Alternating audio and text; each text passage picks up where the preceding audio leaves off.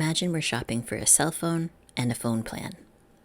Here's the price tag for the phone we want, and here's the price tag for the plan. If we want to know what the total cost will be, we'll need to add these numbers up. It's tricky to add this up in our heads though, so it's common to round. We could round to the nearest 10. 387 rounds to 390. 142 rounds to 140. But these numbers are still a bit tricky to add in our head. We could make things easier using numbers rounded to the nearest 100 instead. 387 rounds to 400. 142 rounds to 100.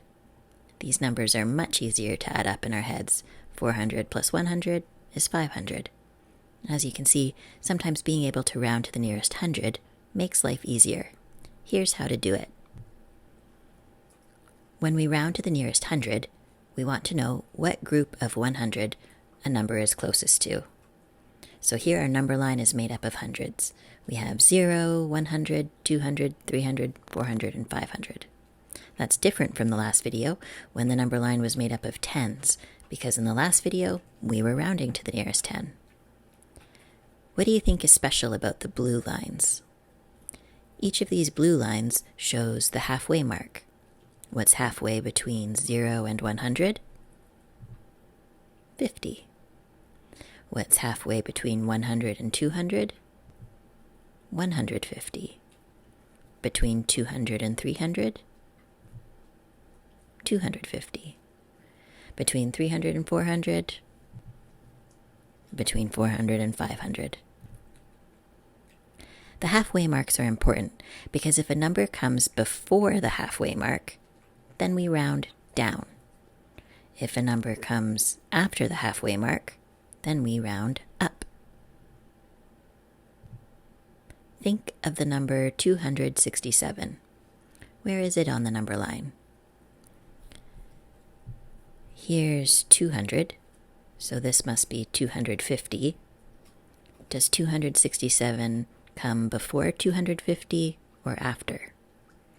It's bigger, so it comes after, right about here. That means it's closer to 300. So we say 267 rounds to 300.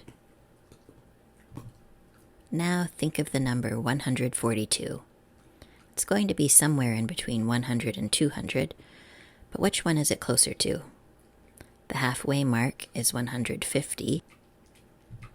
Since 142 is less than 150, it's going to be on the side closest to 100.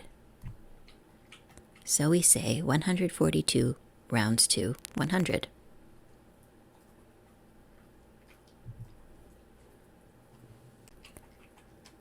When I was deciding how to round these numbers, did I need to pay any attention to what was in the ones column? I didn't, did I?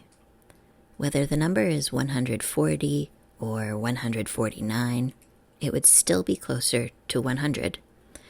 So when we're rounding to the nearest 100, we really just need to pay attention to the tens place and the hundreds place. Let's do one more. Think of the number 450. Where is it on the number line? It's right in the middle of 400 and 500. Do you remember what we do when a number is right in the middle? Do we round up or down? We round up to the nearest or to the next 100. So 450 rounds to 500. Go ahead and practice rounding to the nearest 100.